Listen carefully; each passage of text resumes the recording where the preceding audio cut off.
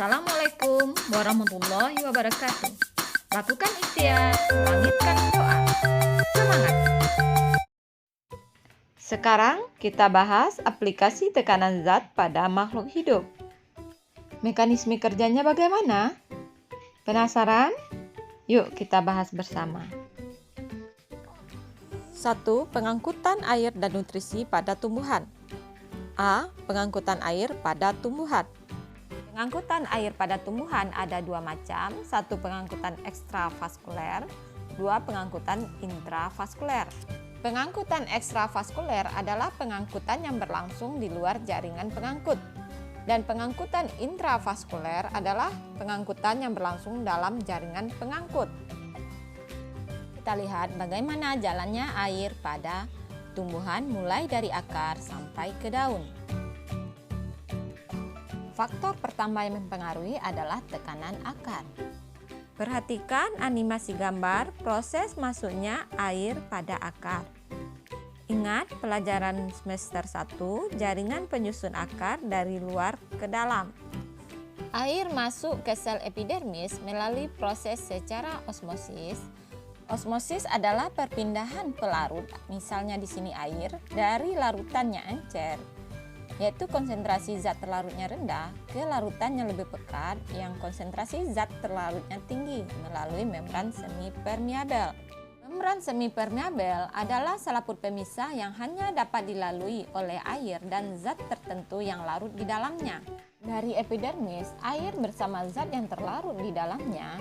Selanjutnya, air akan melalui korteks, kemudian melalui endodermis dan periskel. Akhirnya air masuk ke jaringan xilem yang berada di akar.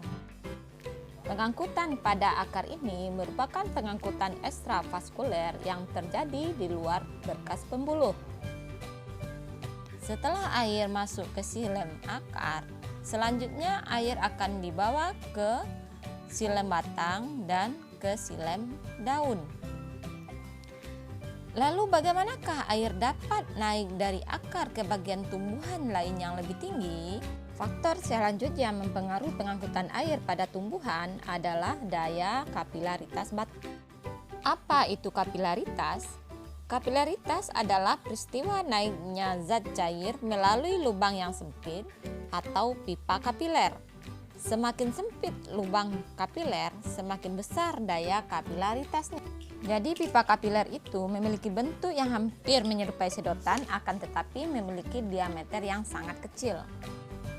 Daya kapilaritas dipengaruhi oleh adanya gaya kohesi dan adesi. Apa itu kohesi? Kohesi merupakan kecenderungan suatu molekul untuk dapat berikatan dengan molekul lain yang sejenis. Dan adesi adalah kecenderungan suatu molekul untuk dapat berikatan dengan molekul lain yang tidak sejenis.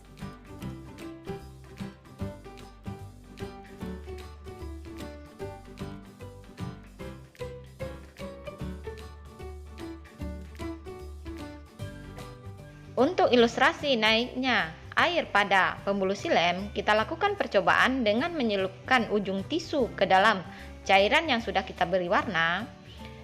Pada tisu kamu lihat bahwa cairan yang ada di sekitarnya naik ke tisu. Karena serat tisu membentuk saluran seperti pipa kapiler pada lembaran tisu. Selanjutnya, faktor yang mempengaruhi naiknya air ke atas adalah daya hisap daun. Penggunaan air oleh bagian daun yang digunakan untuk fotosintesis dan air yang mengalami penguapan atau transpirasi mengakibatkan terjadinya tarikan terhadap air yang berada pada bagian xilem, sehingga air yang ada pada akar dapat naik ke daun. Pengangkutan air dan mineral dalam berkas pengangkut xilem ini disebut pengangkutan intravaskuler. B. Pengangkutan nutrisi pada tumbuhan. Semua bagian tumbuhan, yaitu akar, batang, daun, dan bagian lainnya memerlukan nutrisi. Agar kebutuhan nutrisi di setiap bagian tumbuhan terpenuhi, maka dibutuhkan suatu proses pengangkutan nutrisi, hasil fotosintesis berupa gula dan asam amino, dari daun ke seluruh tubuh melalui pembuluh floem. Pengangkutan zat-zat hasil fotosintesis dimulai dari sumbernya yaitu daun. Daun adalah daerah yang memiliki konsentrasi gula tinggi ke bagian tanaman lain yang dituju, yaitu daerah yang memiliki konsentrasi gula rendah dengan dibantu oleh sirkulasi air yang mengalir melalui pembuluh xilem dan floem. Perhatikan perbedaan arah pengangkutan. Pada xilem arah pengangkutan satu arah yaitu ke atas. Sedangkan pada floem terjadi dua arah pengangkutan.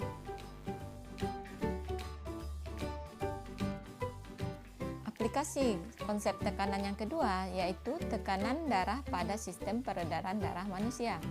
Tekanan yang terdapat pada pembuluh darah memiliki prinsip kerja seperti hukum Pascal. Hal ini karena tekanan pada pembuluh darah merupakan tekanan yang berada pada ruang tertutup.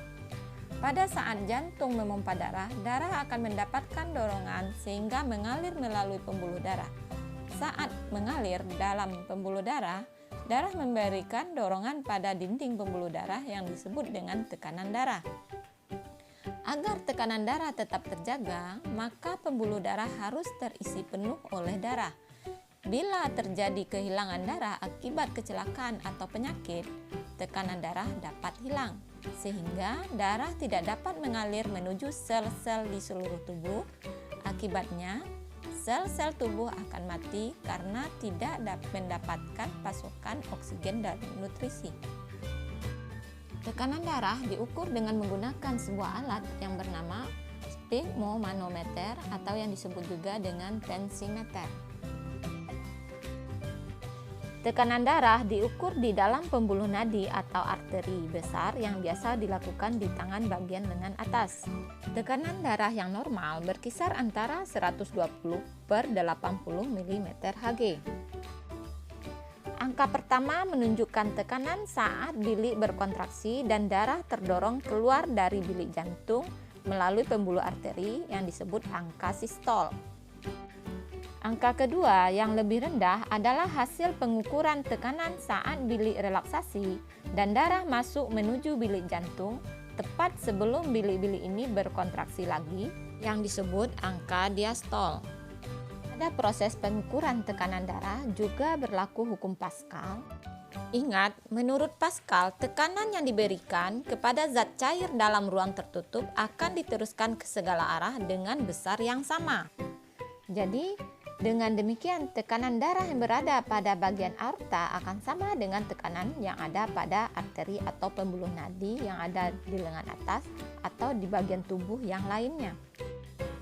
Penerapan yang ketiga yaitu tekanan gas pada proses pernafasan manusia.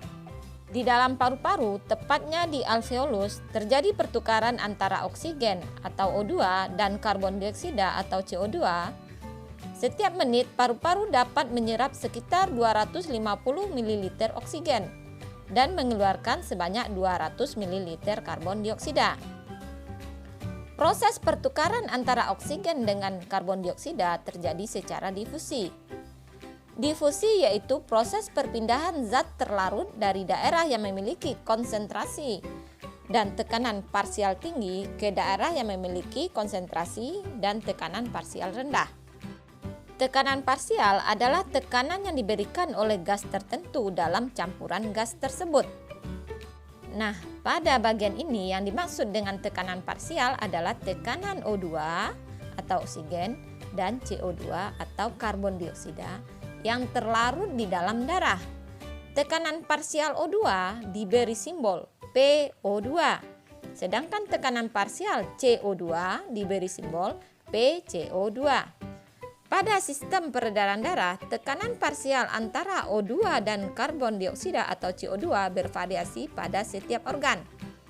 Darah yang masuk ke paru-paru melalui arteri pulmonalis memiliki PO2 yang lebih rendah dan PCO2 yang lebih tinggi daripada udara di dalam alveoli. Ingat ya, alveoli itu merupakan jamak dari alveolus. Perhatikan gambar, lihat skema proses pernafasan pada manusia. Pada saat darah memasuki kapiler alveoli, CO2 yang terkandung dalam darah berdifusi menuju alveoli. Dan O2 yang terkandung dalam udara di alveoli berdifusi ke dalam darah. Akibatnya PO2 dalam darah menjadi naik atau banyak mengandung oksigen, dan PCO2 dalam darah menjadi turun atau sedikit mengandung karbon dioksida. Darah tersebut selanjutnya menuju jantung, kemudian dipompa ke seluruh bagian tubuh. Pada saat darah tiba di jaringan tubuh, oksigen dalam darah tersebut mengalami difusi menuju jaringan tubuh. Kandungan CO2 dalam jaringan tubuh lebih besar daripada kandungan CO2 dalam darah. Sehingga CO2 atau karbon dioksida dalam jaringan tubuh mengalami difusi ke dalam darah. Setelah melepaskan oksigen atau O2 dan membawa CO2 dari jaringan tubuh, darah kembali menuju jantung dan dipompa lagi ke paru-paru. Sampai di sini materi kita. Terima kasih, semoga bermanfaat dan jangan lupa. Assalamualaikum warahmatullahi wabarakatuh.